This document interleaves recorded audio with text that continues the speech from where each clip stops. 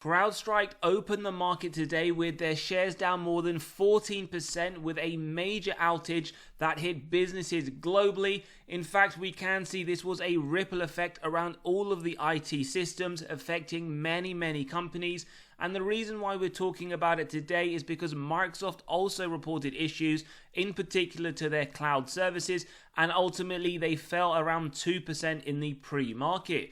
Now, when we take a quick look at CrowdStrike, they have started to recover. They're only down around 9%, although over the last few days, they're down around 17%. And we did do an analysis on that video earlier today, so do check that out. However, our focus today is on Microsoft, which actually has also started to recover some of the losses that it had in the pre-market. Although when we do look over the last few days, they are still down more than 3%.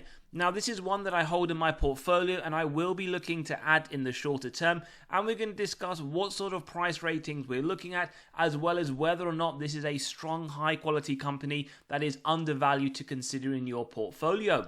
Now, before we take a look at this, let's just run through some of the metrics of this company. Now, we'll talk very briefly about the dividend safety, which sits at 99, effectively very safe and the highest score obtainable, but the yield itself is fairly trivial at 0.68%. Although one thing that is great with this company, they do tend to increase those dividends at a double-digit rate consistently, 10% the more recent increase in September 23, and what this very safe dividend score means is that a dividend cut is highly unlikely, and this was reaffirmed just a few months ago. Now, for those that like looking at historical key metrics, well, in the last recession, in fact the Great Recession 07-09, they maintained their dividend, didn't increase it, also didn't cut it. They had average growth negative 9%, roughly in line with the S&P, and they marginally outperformed negative 48 with the S&P coming in at negative 55.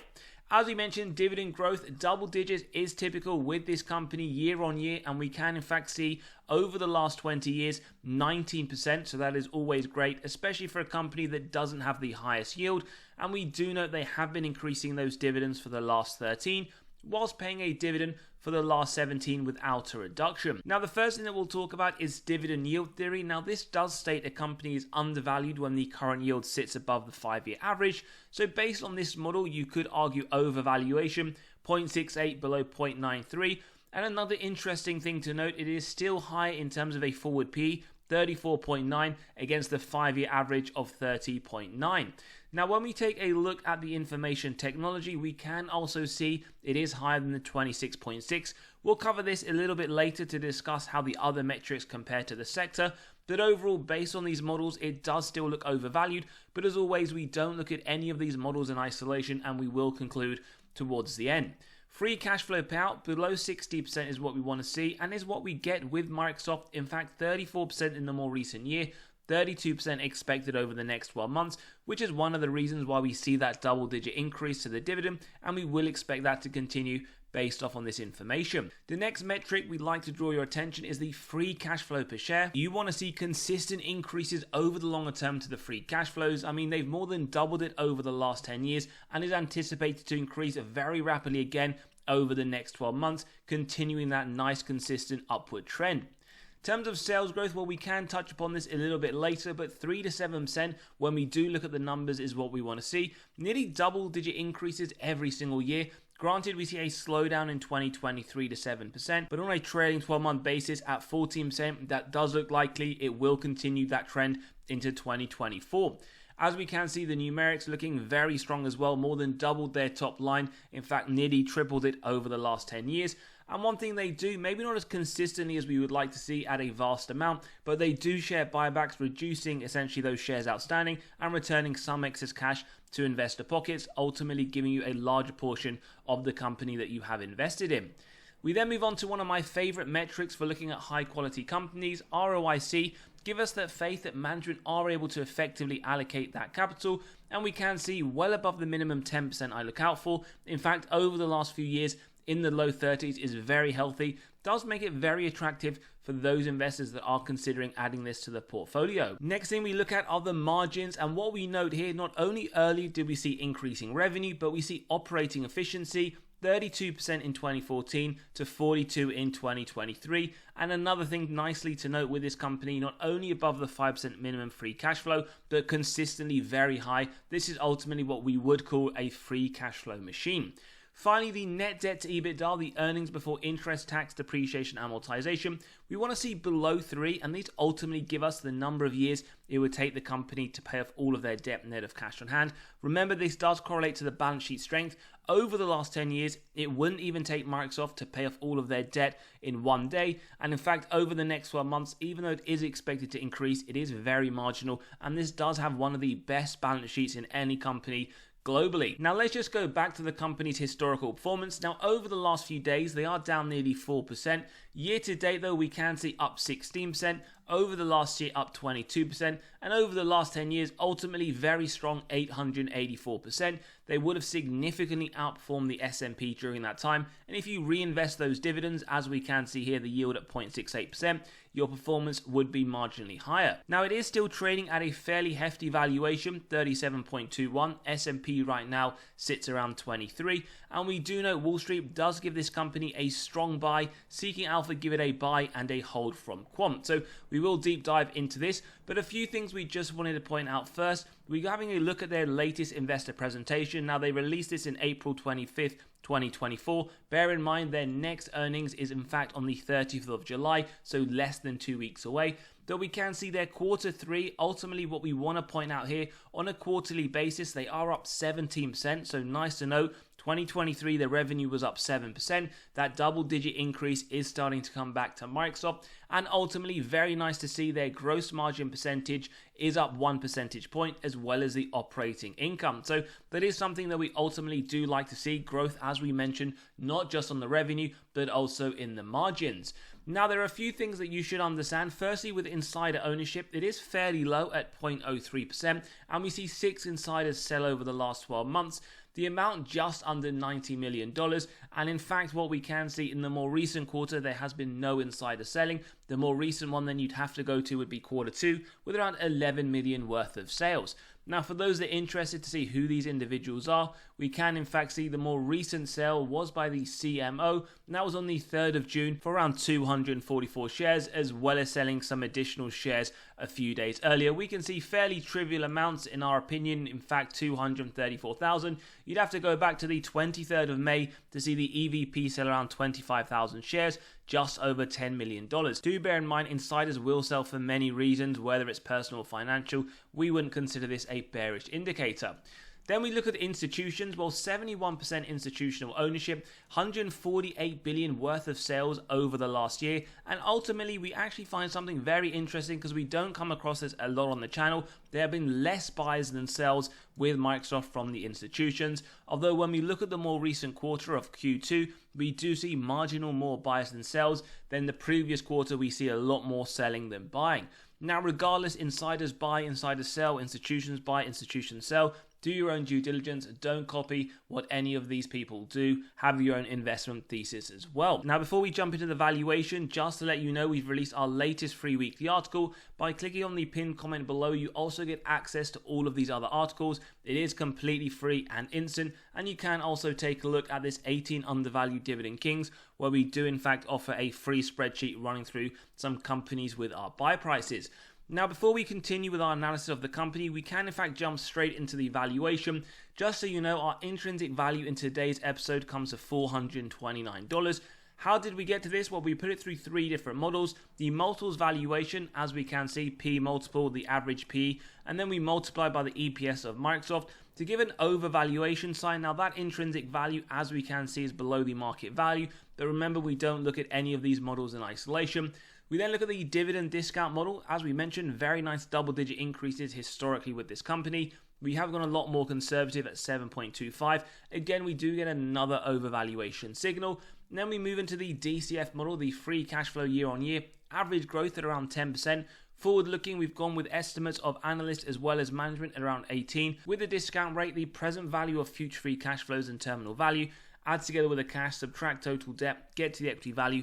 divided by the shares outstanding, and ultimately a marginal undervaluation signal. So effectively, this intrinsic value is the average of these three models. Don't forget, you can click on the pinned comment below to grab a copy, whether you want to put numbers through this company or any of your others. So ultimately, we do believe it is trading at a premium right now. And as I mentioned, this is one that I do hold in my own portfolio, and I will be looking to add if we do see some weaknesses today or over the next few weeks. Margin of safety then, we always do like to start off with a 10% MOS level, and we execute on that if it meets our three golden criteria: wide moat, strong financial metrics, and good forward-looking data. Now, if you believe that, it would be a buy at around $386, but actually for me, this is one of those companies that I'm happy to pay a smaller margin of safety, and if it does come around to the $408 mark, then I will start to dollar cost average in and add more shares of what I believe to be one of the highest quality companies in the S&P 500. Now, just for those that want to see a 15% margin of safety, would be around $365, but right now, as we said, it is trading at a marginal premium. In terms of Wall Street, well, they actually don't agree. They see the share price over the next 12 months at $504. They see upside of 15%, and they do believe this to be a strong buy and one to seriously consider in your own portfolio. So when we do a bit of a breakdown of this company in terms of their top line as well as their bottom line net income, we can see over the longer term, as we looked at the percentage, it is very strong, nearly double digits, and that is nice to note, especially graphically. As always with companies, you do want to see that consistency. And you have to bear in mind, sometimes companies that do have that consistency, whether it's in their metrics or overall business model, do tend to charge a premium on the valuation, as we can clearly see with this company. In terms of bottom line, well, a very similar story, as we can see, more than tripled their 2014 numbers of 22 billion to 72.4 in 2023. And we can see as well a little bit of inconsistency year on year, but overall that trend does move in the right direction that we ultimately want to see as investors. Now, the health of the company, total cash versus total debt, always important for us to see. And in fact, it hasn't moved that much from 2014 to their latest quarterly report, going from around 85 billion to around 80, as we can see. And we pretty much note that it has moved very inconsistently year on year. Nonetheless, 80 billion in isolation won't tell us anything. So let's take a look at their total debt for a quick comparison, both numerically and directionally. And we can see 23 billion in 2014, and we know that it has increased massively to around 106 billion. And when we take a look at that, it has moved in the direction that ultimately we don't really want to see. We want to buy companies that have very minimal debt or can ultimately pay it all off if they do have a very large amount of cash sitting on that balance sheet. It's also worth noting that Microsoft did recently acquire Activision as well. So let's move on to their earnings then. Again, as always, we want to see historical performance and future performance estimations. Every single quarter over the last four, they have beaten. Nice 100% track record.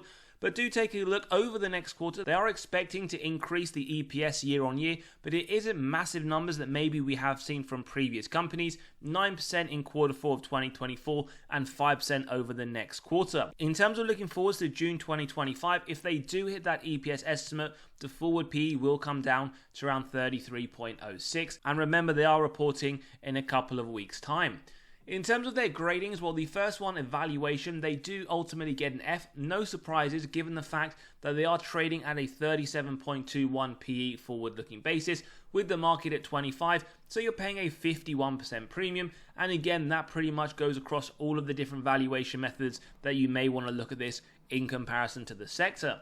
Is it worth it? Is it warranted? Well, let's take a look at their growth grade. They do get a B. In terms of increases to their top line year on year, 14% versus low single digit for the sector. Then when we move on to a forward-looking basis, 12% versus the sector's 6.74. And finally, when we do look at the earnings per share, 13.7, we do in fact see the sector median is marginally higher at 14.07. And remember, that is the estimation for the increase to the EPS over the next 3 to 5 years, year on year. So not the greatest. Maybe you'd have thought if this company is trading at a premium, it would have a little bit of a higher metric there. But then we move on to their profitability, where they do look incredibly strong. 70% gross profit margin, 49% for the sector median, bottom line 36%. Absolutely incredible when you look at the sector median, significantly lower at 3.1%. And one of the places they really do excel in comparison, that cash from operations, 110 billion versus the sector median of 99 million. So wrapping this part of the analysis, a strong buy from Wall Street, a buy from Seeking Alpha with a hold from Quant, an F1 valuation, B- on growth, and an A+ on profitability. Now, how do they compare to others in the sector? Well, we have some very big names: Oracle, ServiceNow, Palo Alto Networks. Remember CrowdStrike, we did review that just a few hours ago, as well as Fortinet. So over the last year, including dividends reinvested, they are up 23.5%. Not the best performing, pretty much in the middle of these other companies. And when we expand over the last 5 years, again, the same story to be told, up 239%. Over the last 10 years, we can see very strong, over 1,000%, but the majority of the sector has been hitting those numbers. Now, whether or not you believe that will happen over the next 10 years or 20 years, something to consider. As always, there are other alternatives to investing in single stocks. For example, if you just want to take a look at the S&P 500, as we can see, the S&P isn't too far off Microsoft return over the last year. When we expanded over the last 5 years, though, we can see a clear winner, Microsoft significantly better, as well as over the next 10. As always, though, do let me know your thoughts. Do you believe that Microsoft will be able to continue to outperform the S&P over the next 10, 15, 20 years, or whatever your investment time horizon is? Or do you sometimes prefer, instead of looking to buy these bigger companies that have a massive weighting on the S&P, to just buy a low-cost ETF? As always, let me know your thoughts on this company. If you enjoyed today's episode, smash that like button, hit that subscribe and bell button. We'll see you all on the next one.